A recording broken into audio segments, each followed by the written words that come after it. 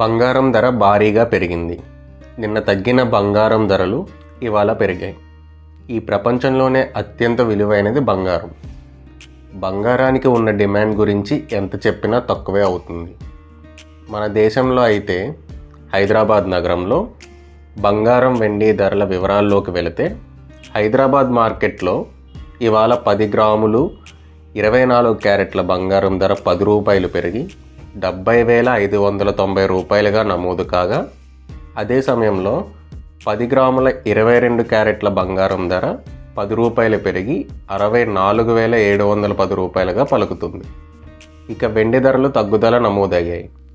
దీంతో కేజీ వెండి 100 రూపాయలు తగ్గి 87,400గా నమోదైంది.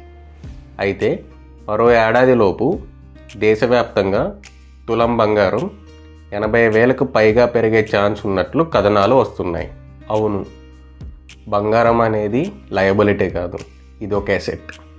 కాబట్టి కుదిరినంత బంగారాన్ని పొదుపు చేయడానికే మనం ప్రయత్నించాలి.